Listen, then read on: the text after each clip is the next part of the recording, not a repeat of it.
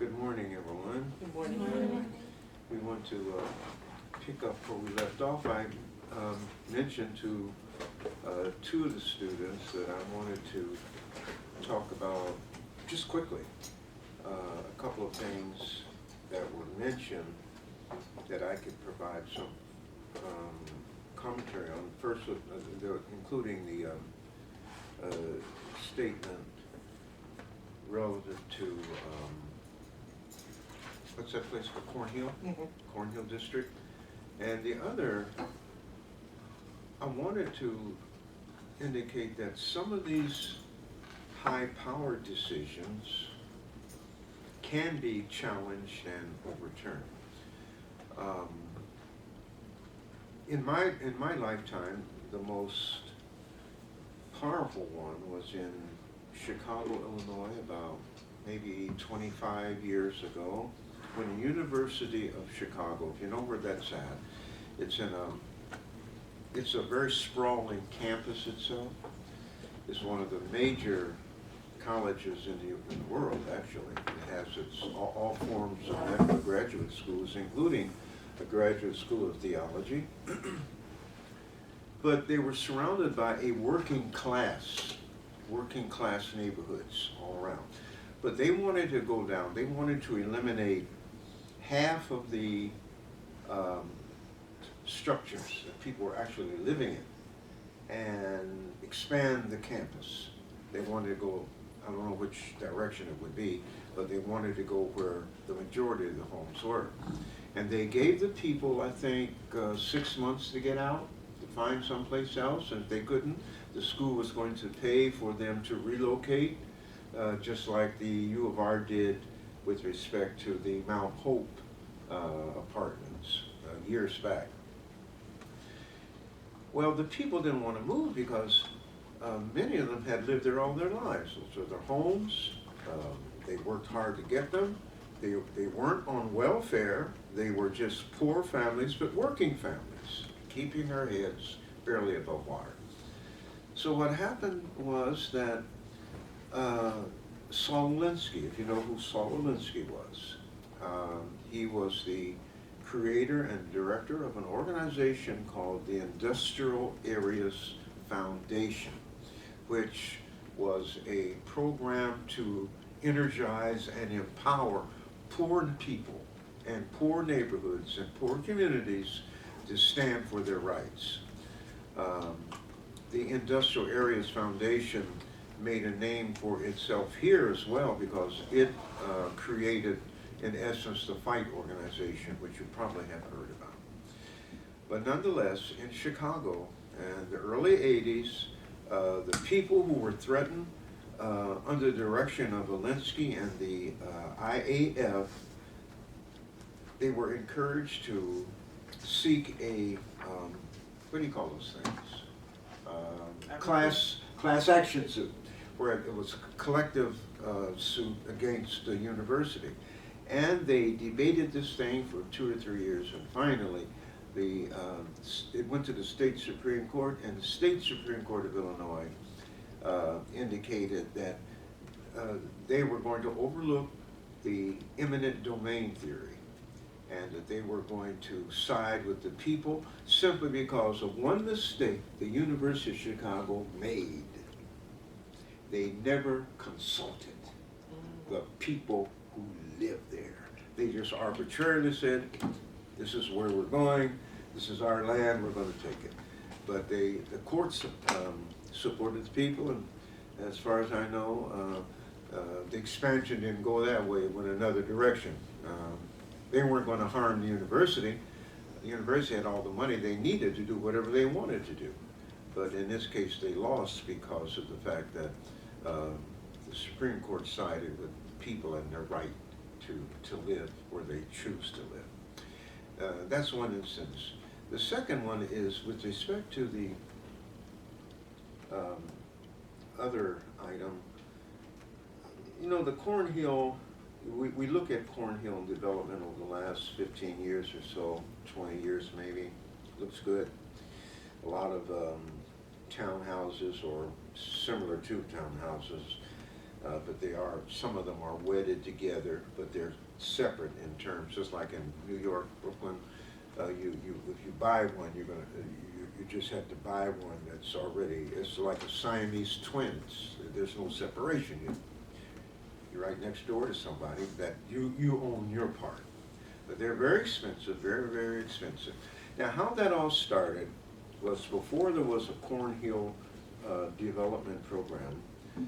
The area where Cornhill is now, as you can see by some of the older homes that are still there, the homes were pretty solid. They were built maybe now 100 years ago at the turn of the century, and they served the community as residences for a number of years. When the shift came that saw white families moving out and black families moving in, it was early on. It was in the 1940s. And the black people that were moving in were very few, but they were moving in, but they were employed people. They worked to maintain those homes, and black families soon, all around the area, had purchased all of those homes. When the fight organization that I just mentioned came into power, and there was a threat that those homes might be removed and other homes placed up in them, the fight organization got busy, and they made contact with a group known as the American Plywood Association. Plywood. Plywood is a hard structured wood, that's what it is, but it's very durable. In World War II, some of the fighter planes were built out of this substance. It gave them much more maneuverability and much more speed. Well, they're durable. It'll handle weather and anything else if done properly. But the American Plywood Association was in Cleveland, and they tentatively agreed that they would go into all of these homes that were existing and check first to make sure that the plumbing was good, the pipes and everything, and then they would redo the homes for the families that are there at a modest expense. Well, the fight organization ran into a little internal trouble. And this would be around 1969. And as a result of that trouble, many of the priorities that they had to be put on hold. But in the meanwhile, the American Plywood Association was still contacted by a group of developers, white men, who lived outside of the area, who looked at Cornhill in terms of money and rebuilding and planting. There was only one tavern, I can't remember the name of it, and the land was so, you couldn't see anything. Everything, there were no homes. You could stand on Fitzhugh Street and look straight ahead, and all you saw was that tavern sitting down there on what is still today, whatever that street is, that leads to Exchange Street. Exchange Street. Okay. It was a white-owned tavern, and been there for years and years and years, just a hangout for guys after work, beer and all that stuff. But this group of developers hired the American Plywood Association to wait until they could legally summon the people out of those homes, which they did. And they summoned them out by offering them money to speculate wherever else they wanted to go.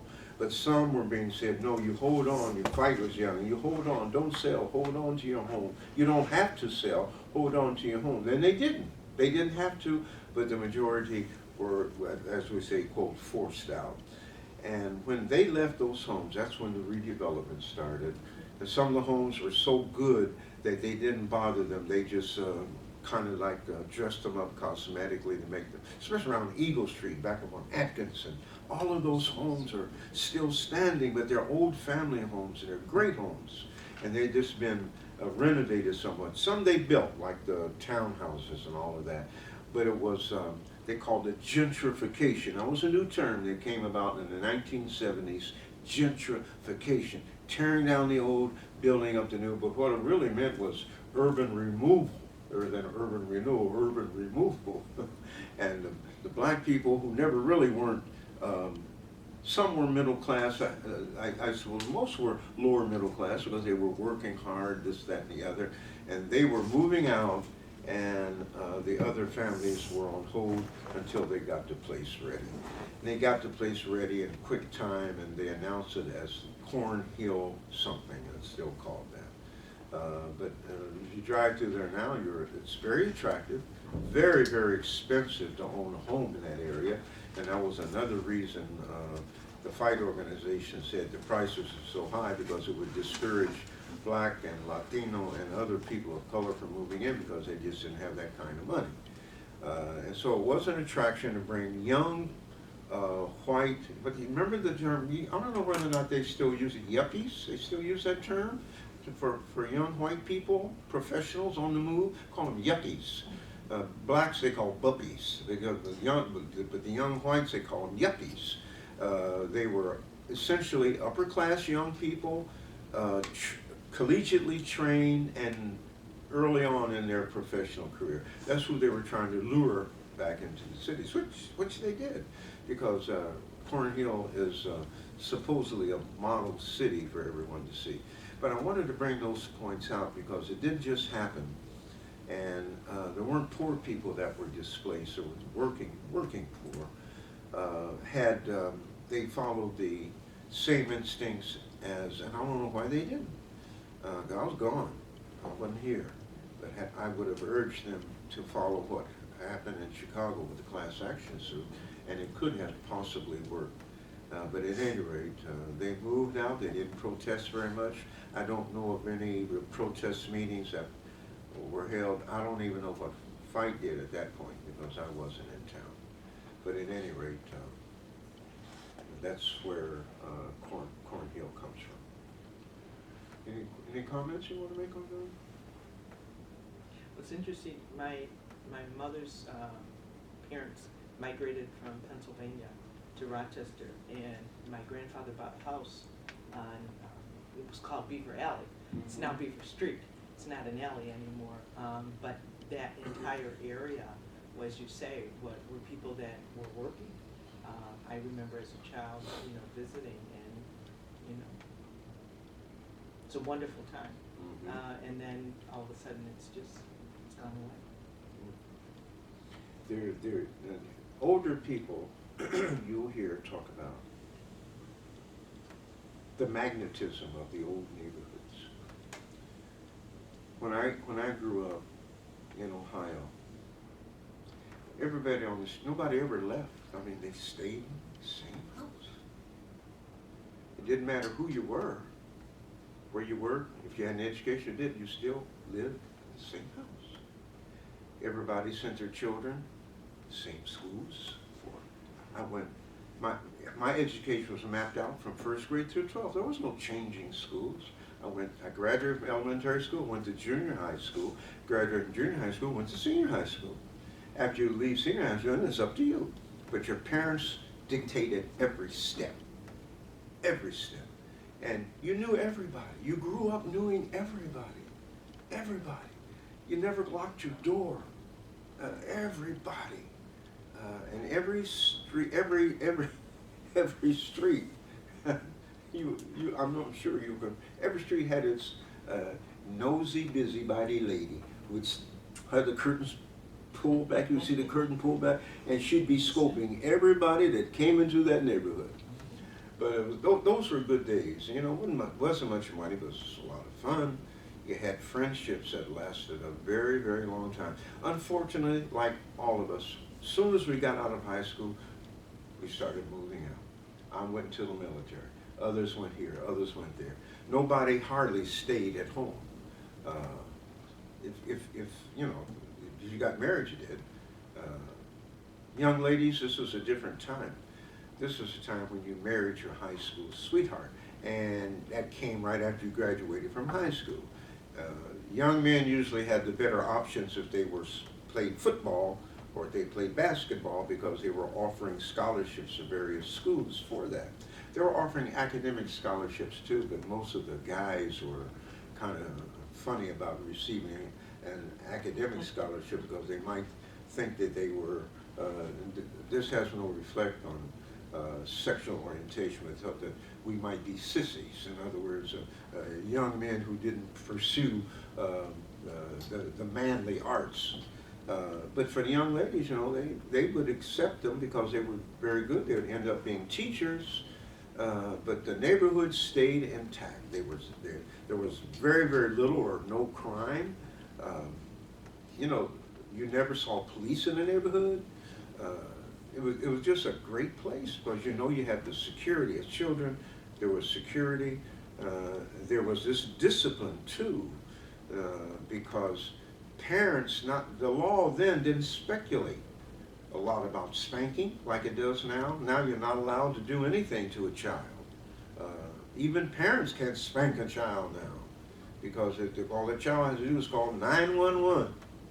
And they allow to put you in CPS for spanking your child. Well, my child needs to be spanked. I'm going to spank him. I'm the father. What you talking about? But they overlook those things. But they didn't have those laws in those days.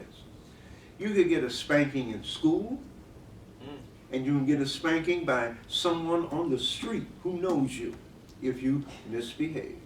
And you cannot tell any of those adults who spanked you, I'm going to go home and tell my mama, tell my daddy. No, before you get home, they will have called, right? And your grandmother will be waiting there for you with her own form of capital punishment. So you got a whipping in the street, and you got one when you got home. But guess what? Nobody ever went to prison.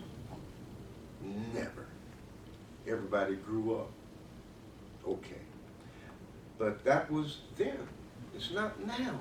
Now everything is, even in communities that are not considered impoverished, there's just movement. There's just movement all the time. Movement, movement, movement. There's no stability.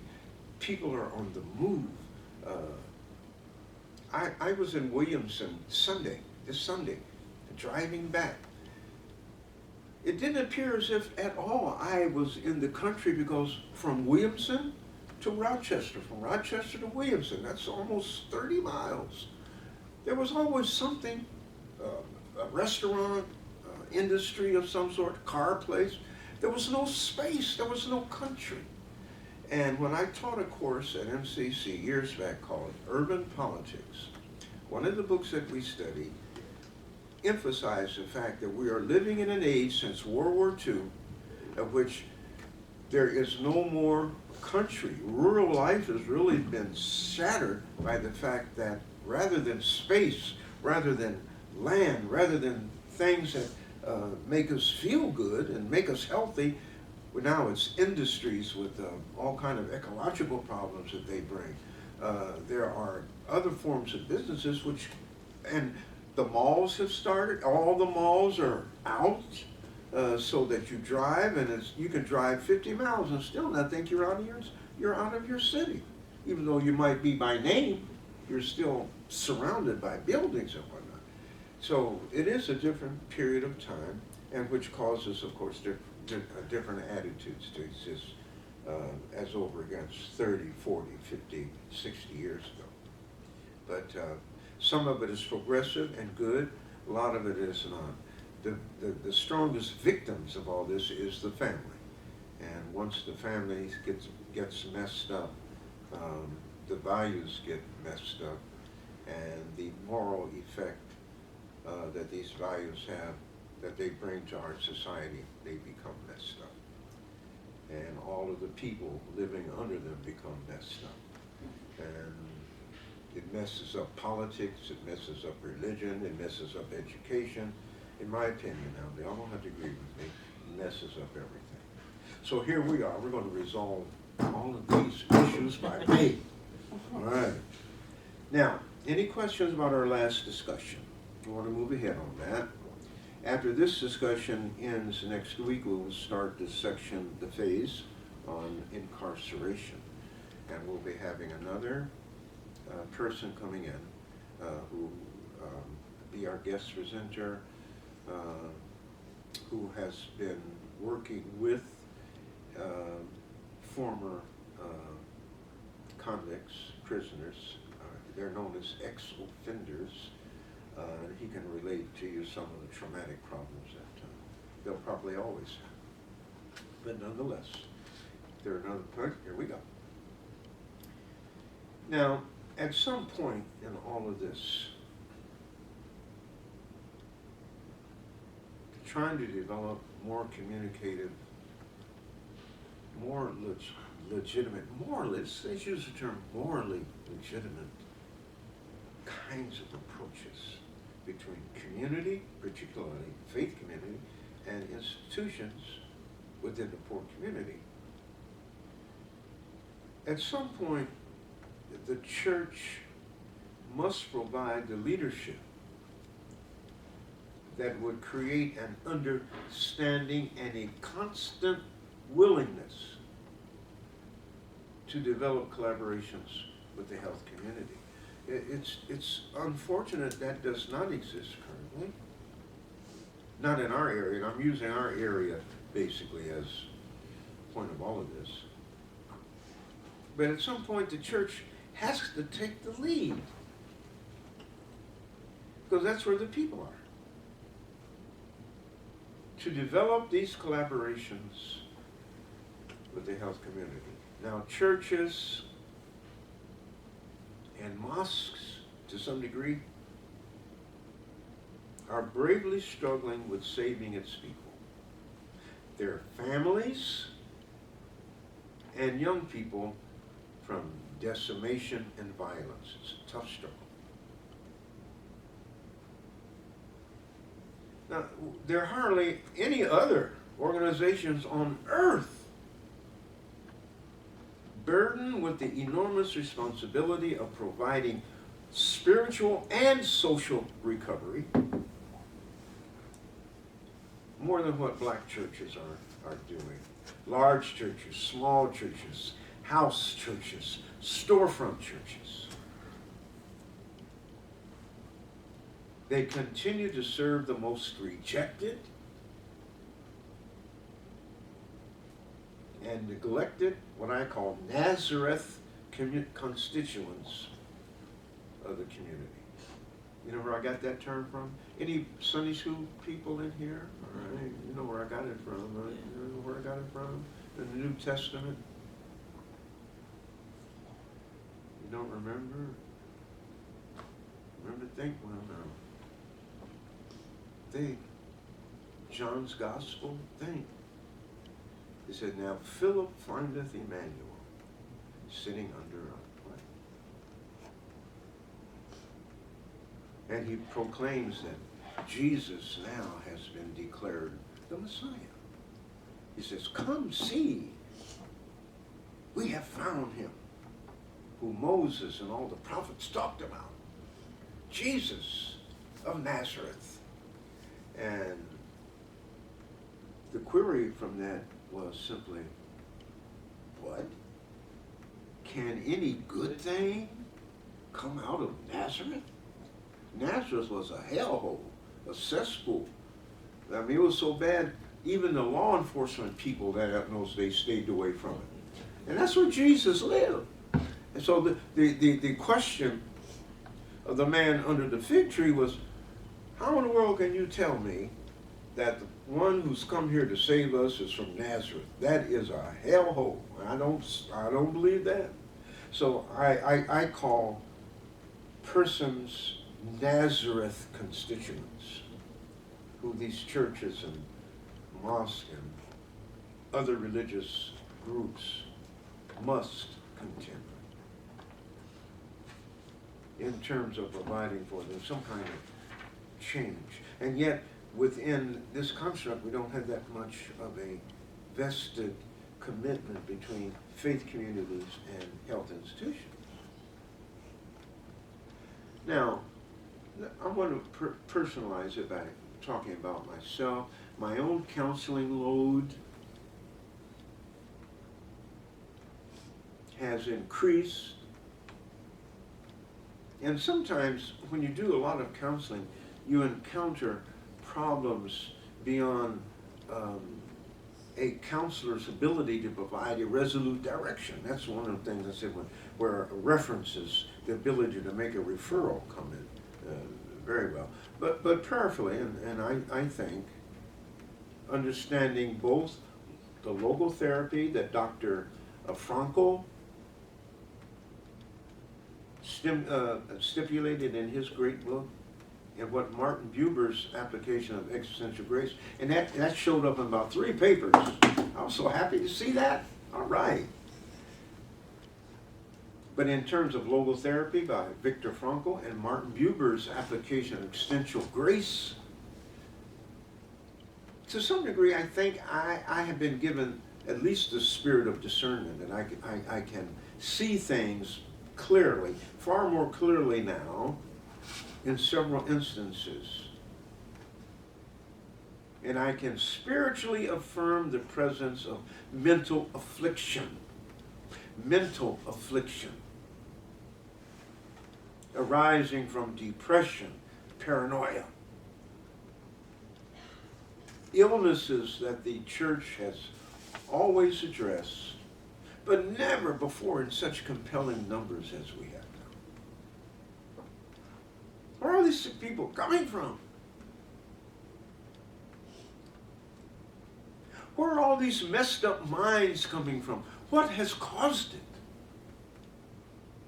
Now I see that a different kind of poverty, impoverishment, plays its menacing role in affecting the sanity of people.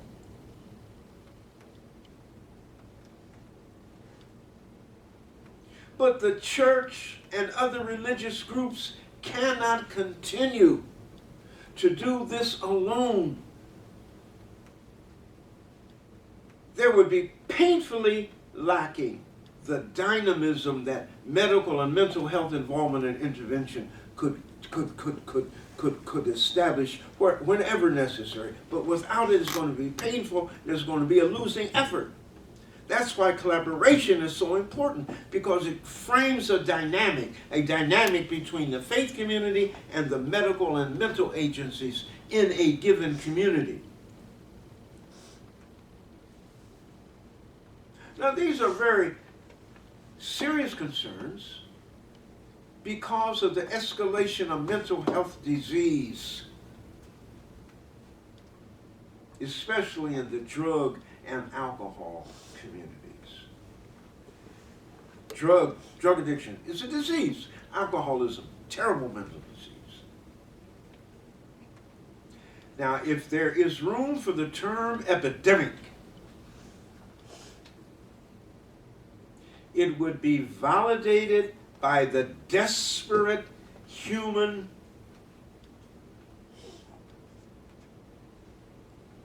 beings who are its victims.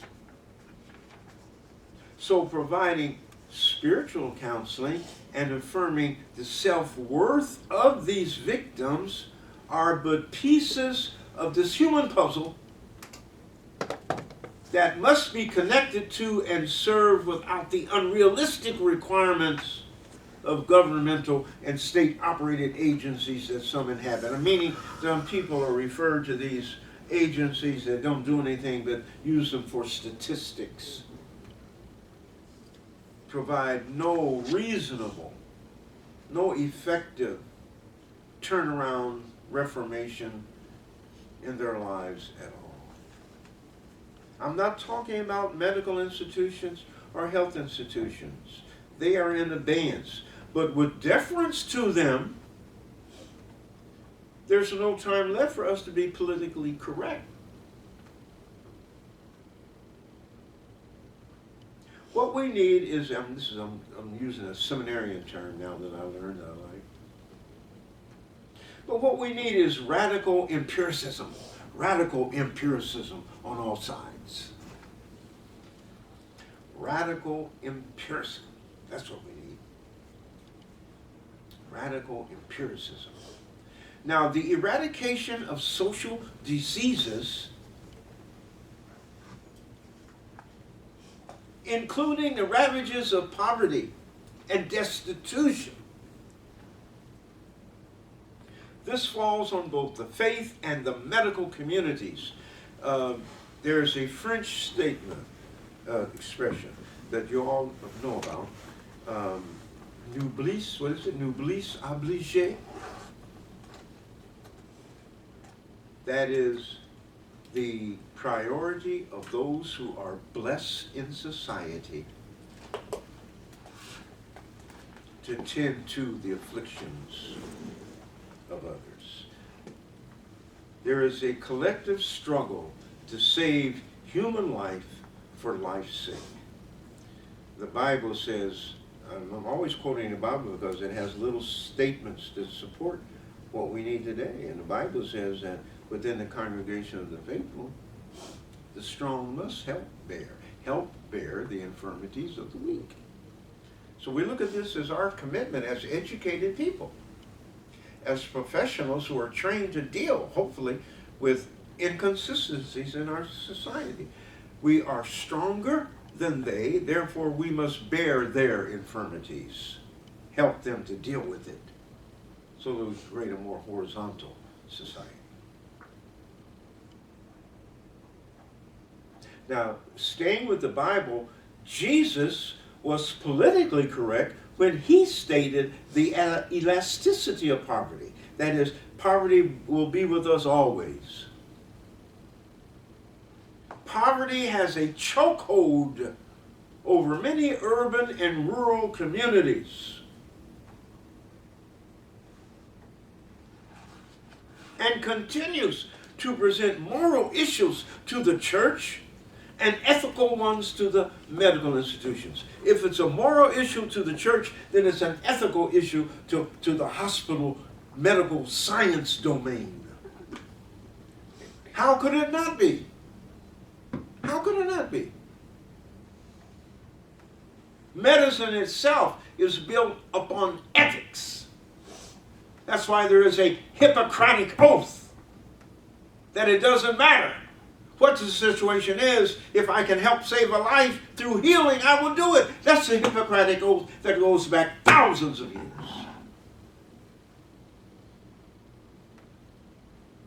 Medical insurance. Well, I have medical insurance, but you got a whole lot of people out there who don't. Well, what about people who don't? They're in serious condition. You had to see them. Well, you can't ask them for their money like they used to do. Who's your health coverage? Me? Me. Well, that's too bad. This is not a socialistic country. That's what they'll say. Therefore, if you don't have health insurance, we can't treat you. So you'll have to die someplace else. That's the way it sounds. It's terrible. It's terrible. But everyone has a right to be healed. So what are the social effects of all of these? It's a moral issue to faith communities. It's an ethical issue to mental health institutions. So the social effects they're simply grinding. Now, who are the primary victims of all of this inconsistency would be children. Children.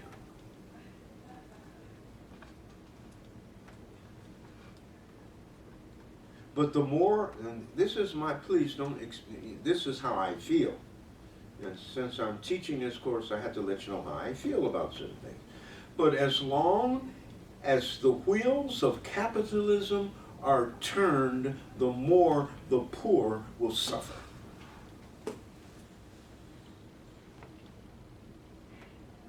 Last week, what was it, Saturday? That was Saturday. Yeah. Friday night, I got a call from a member of my church that her grandson, who lives in Batavia, had been placed in this strong hospital,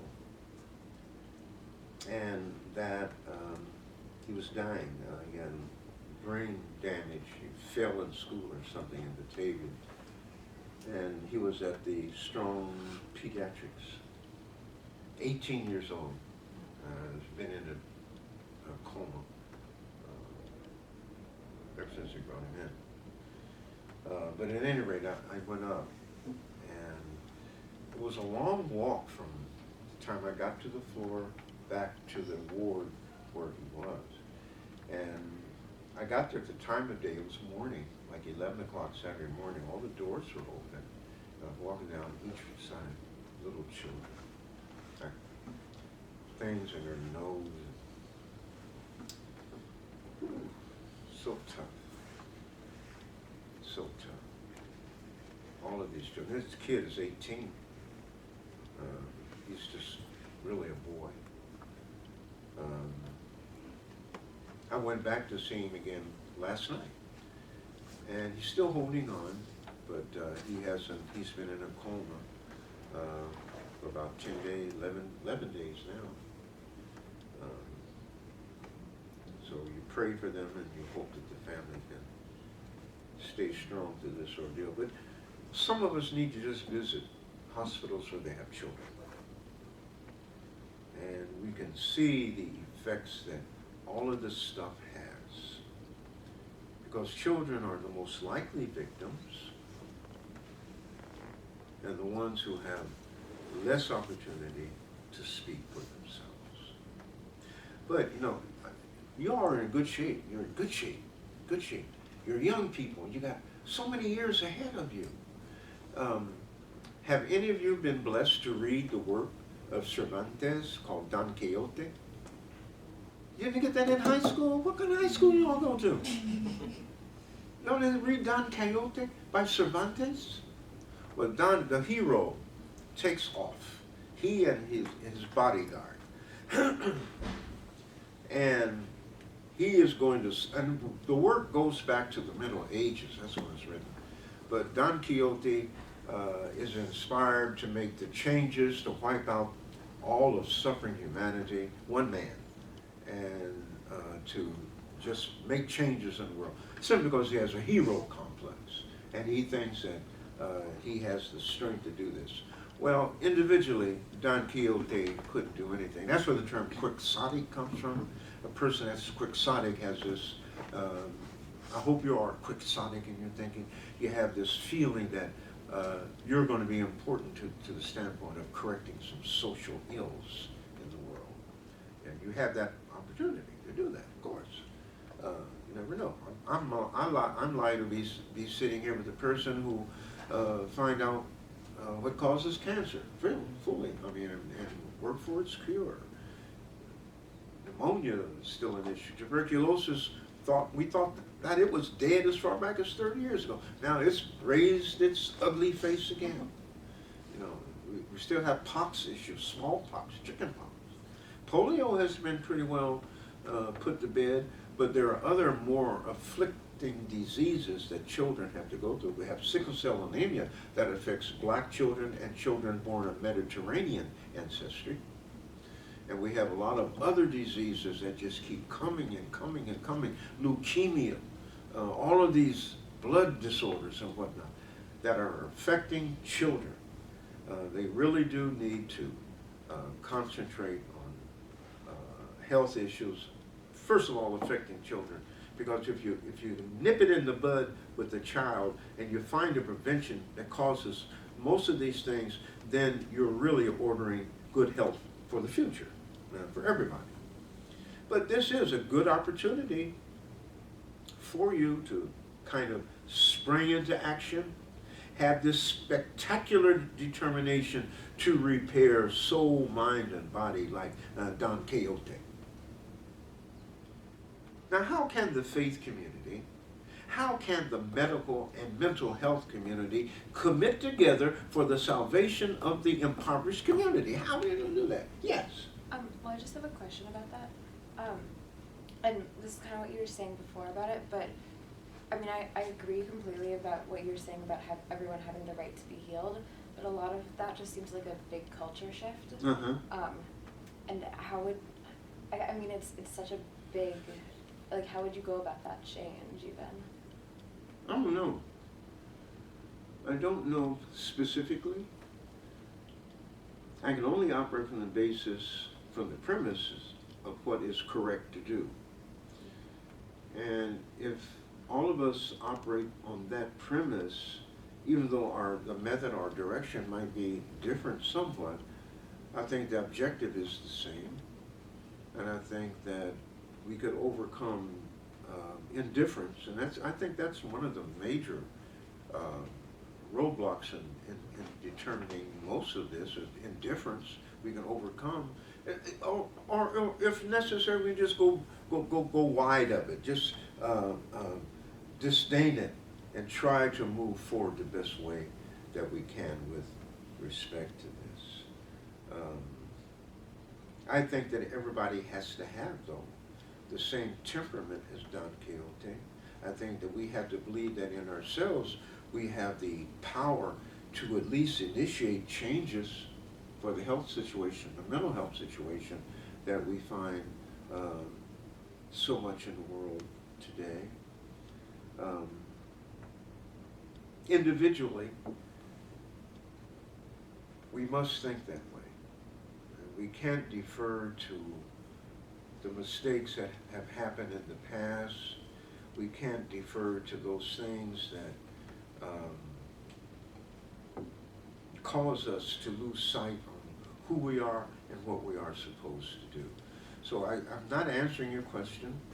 I can only say that at this point I don't know, but with anything that I don't know, I have to lean upon my own intuition. I might be wrong, but at least I'm going to follow that. I think you need to follow your own instincts with respect to most things, particularly things that have not yet been resolved, but need to be addressed. I was going to say, I think it has to start with education, in the sense that the medical mental health folks have the education, and the people that they want to reach are in the churches. And so one of the things that has happened in Rochester that has been good for the most part is getting the word out about, the effects of high blood pressure, the effects of diabetes, the effects of all of these things. But I also would caution that as the medical and mental health institutions go out, it's not just giving that information, but then you have to have a venue, or you have to have a way so that people that are identified can go through, can be able to get the services that they need. And that's where the glitch comes in sometimes, because, well, this agency takes care of that population, but that agency doesn't really do a good job. And it is all statistics, but I think it is education, and I think it's been wonderful to see the black churches open their doors and invite medical and mental health professionals in and share the information that needs to be shared. And I think the power of that comes from the pastor, who many people look to solve, a legion of problems that are beyond, I think, most of the time, his capacity to do so. But if you get that entrance in, that's legitimizing, okay, this is it. But I think it starts with the education, and then, everybody, like you say, has to morally do the right thing. So if my agency does breast exams, okay, then they do breast exams. I think I'll say maybe 2 or 3 times a year that are free. And, the radio station announces it, they put posters, and people can go for breast exams. So all of that, but I think it starts with education. It starts with education and people knowing and understanding. Built in all that you said, though, is still the whole question of mistrust. Absolutely. And I think that's where the pastor comes in. Mm-hmm. Most of the time, the pastor will let them come in simply because by himself, herself, they cannot address these issues. But if you invite, professionals in, then fine.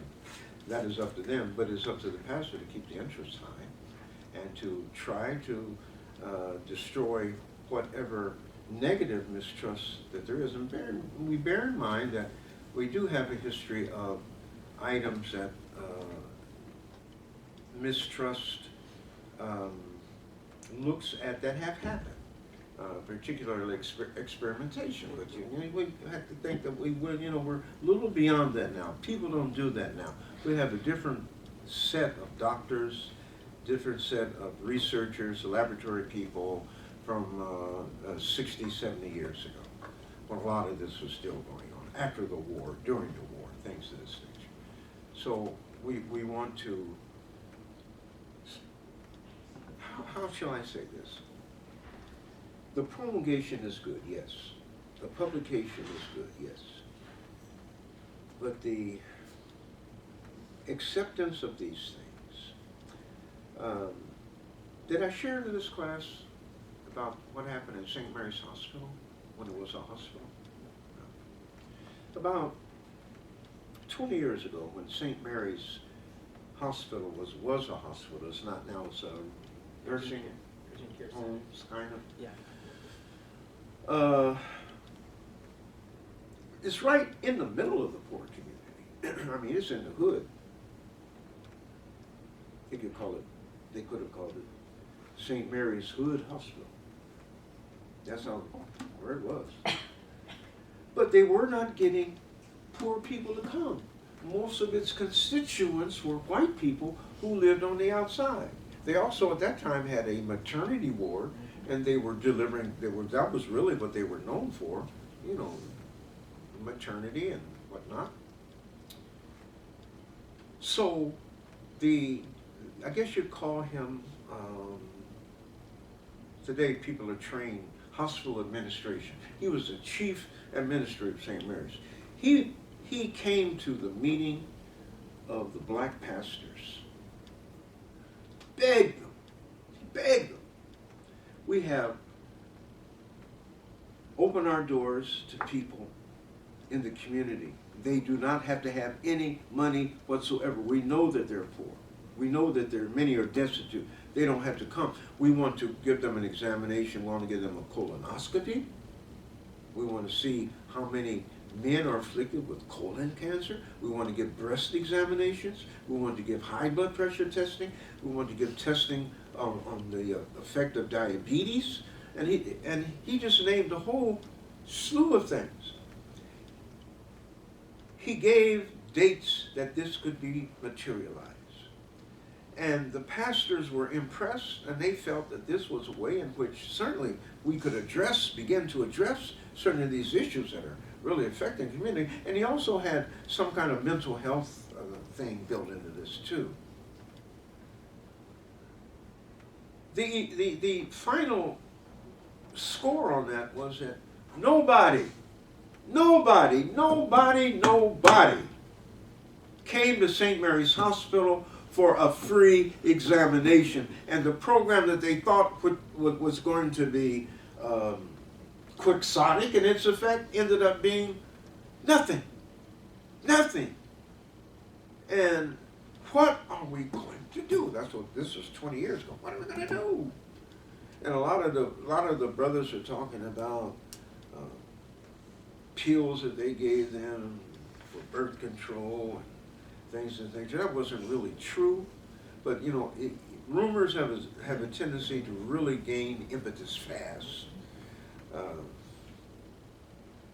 But what are we going to do? Education, yes. What are we going to do? You know, then I had health and everything I think wrong with me or wrong in my family. I'm going to check it out. Go to my doctor. I got a private doctor. And from there to the hospital if necessary. But I'm going to check it out. But a lot of people don't have anything. They don't have anything. If they retract what President Obama put into motion three or 4 years ago, they'll have nothing. So something has. I see your hand.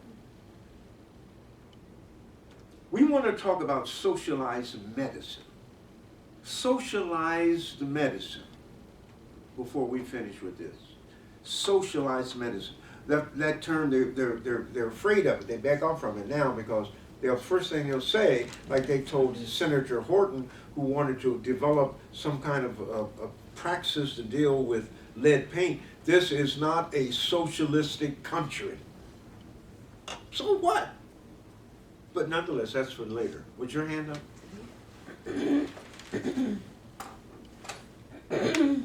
You know that this is going to be heavy. She cleared her throat 3 times. All right. As far as your comments about St. Mary's Hospital, I just wanted to know if there were like stigmas against the hospital in general, because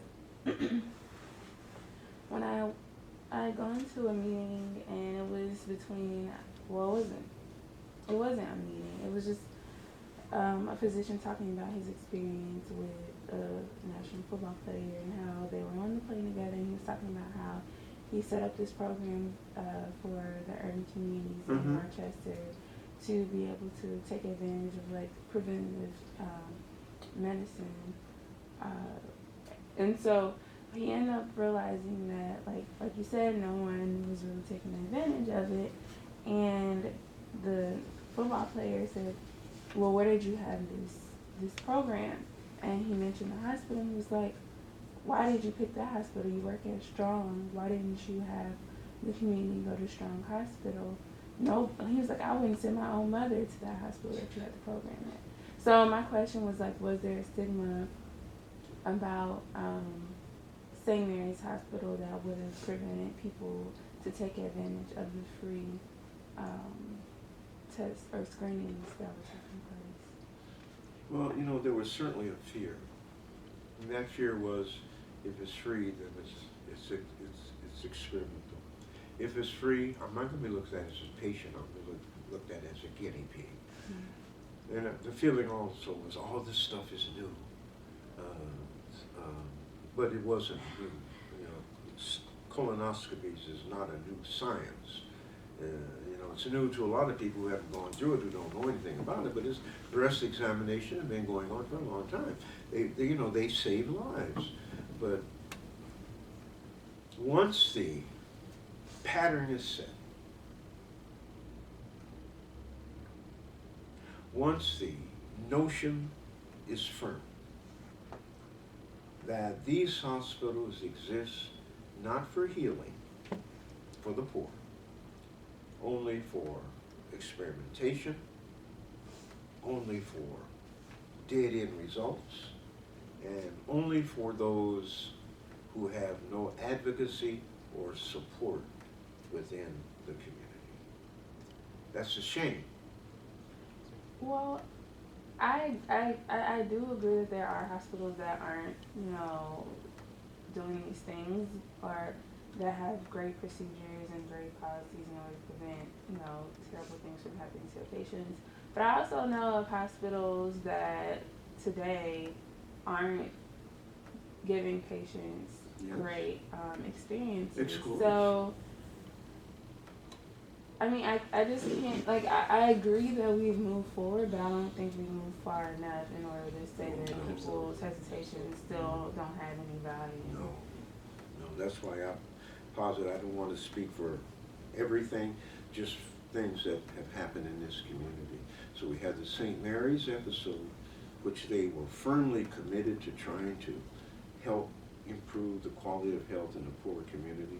We have Strong Hospital now, which has kind of piggybacked on that and has offered, one thing St. Mary's didn't offer, they didn't offer this contact between the community and the health service it had. Although they did use, the administrator did use the pastors because they understood that's where the people were, maybe. But they still didn't have this constant contact between the community and the institution itself. I don't know if St. Mary's developed a mental health program or not. I don't know what they've done, but I know that there's very, very little contact between the community itself and that hospital, plus the fact that that hospital is no longer in essence a hospital, but has taken the form of a new kind of medical service. I think that a lot of people really feel that whatever might be induced relative to medical care might be temporary. That is not necessarily the case. I think St. Mary's would have made the move to kind of disorient itself from medicine, even though the community program might have been successful.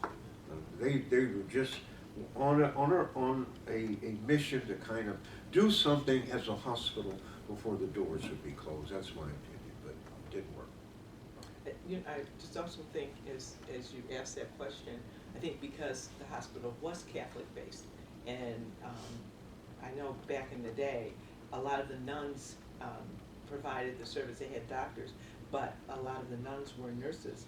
That might have been another thing that prevented people from going because they viewed it maybe as a Catholic institution along with all of the other things like you were saying, it's free, that means experimentation and, so, and they're bound to the Pope. They're not bound to with anything, so I think that. That's possible. Although there was a time in American history, American medical history, when there were a number of hospitals in the area, both south and north, that did not admit black patients.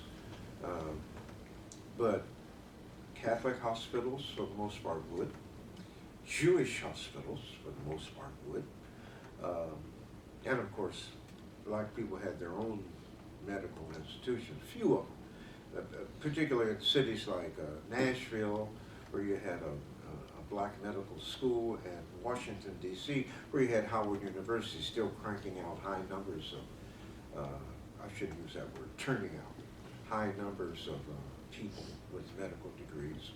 But, I never really thought of that, and that's true because nuns used to, just about every nun had a college degree in some specialized areas. Some had master's degrees, some had doctoral degrees.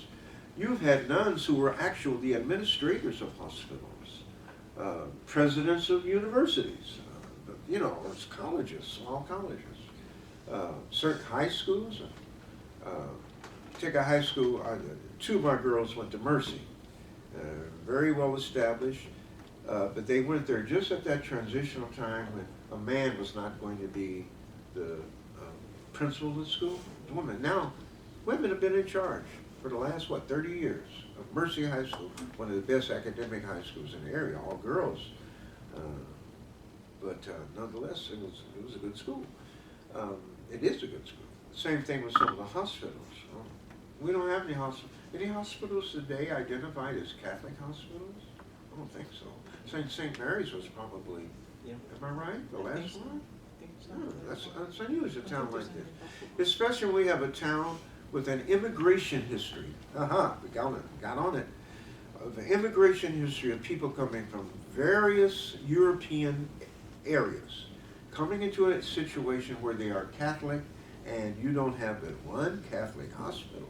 You have no parochial school system. All of that came about after immigration. All of the parochial schools were not established by Americans. They were established by people from other places, Polish people, Italian people, Lithuanian people, Ukrainian people, all wanting to have their own churches and their own communities and their own schools and their own communities for their children. And why it didn't involve very much the medical institutions, I don't know. But this town does not have that many hospitals. Has maybe 5, am I right? Highland? What time is it? Oh, we've got a couple of minutes. We've got Highland, we've got Strong, got way out there in Greece, what's that called? Park Ridge? Yeah. Park Ridge or something, Park Ridge? Rochester General. Rochester General. You got about 4 major hospitals. Am I right? Yeah, and then Rochester General used to be on East Main Street before they moved Where they out are there. now? Yeah. So we're talking about 4 major hospitals that have the responsibility. And Genesee Hospital Hospital used to be on Alexander Street, but that closed. That closed totally. Right. Yeah, that's what that's So, eliminated. and that was considered a major hospital Yeah. at one point in time. Why'd they close? Numbers, and I guess their profit margin wasn't where it needed to be. Now, Strong Hospital has developed this, it's called Unity something. And the hospitals are in a more of an amalgamated union now, and they're all working together. But still, that's not strong enough to care for all of the sick and the afflicted in our community, the physically ill, the mentally ill, because a lot of those, particularly who are mentally ill, are still outside of medical care. They exist, that's about it, without treatment. And I just want to make a plug for the Sisters of St. Joseph run, now I'm blanking on the name of the clinic on South Avenue, but they provide not only a range of medical services, but they also provide mental health services. And that was their niche, and their population are those that didn't have any insurance. And so you have people coming, like, you know, from the southern tier, from other areas to take advantage of their services, and they're absolutely free. They ask if you would give a donation. Some people are able to give a donation, other people aren't. And so they provided a valuable service. I think they've been in existence now for about 10 years, but they started out very, very small, but have grown. Now, those in medicine, we have one here, Tracy, Miss Thorne. All those who graduate from medical school have to take this Hippocratic oath, where they say it, you know, just like in the Army, you have to do the Articles of War, before they turn us loose. Well, doctors have to do something Hippocratic. The Sisters of St. Joseph, they do the same thing, but only it's called a vow. Because from the time that they start their theological training to become a nun, they have indicated that they are committing themselves to work with the poor. Baltimore, Maryland, New Orleans, Louisiana, most of your larger cities in the north and the south have a program that features nuns and priests who work only among the poor. Like it was said, services are mostly free, and they depend upon the diocese, and they depend upon outside contributions of both Catholics and non-Catholics to support this. So they do exist. My consternation about all of this is that people pay more attention to myth than they do to reality. And if they would, maybe we could even say there's enough standing to provide the help that is needed if people will only avail themselves of it. What religious institutions must do is to be a part of that aspect that will make this clear and plain to them. But we will see how this is going to work. We'll have one more class discussion on this, which is Monday, and then on Wednesday we'll go into, I'm gonna say we'll go into the prison. We'll go into prison life and the trauma that follows women and men who are released from prison into their civilian capacities. Any yes? You mentioned that the Catholic Church has done a lot for the poor people, and I know that for sure because my undergrad institution was founded by a nun who wanted to help. Well, that's right. You went to a Catholic college. Mm-hmm. Yeah. Who wanted to help minority students to get an education. But you're also mentioning the Black church and what it needs to do. Do you feel like the Black church should follow in the steps of the Catholic churches or nuns? No. No. Not now.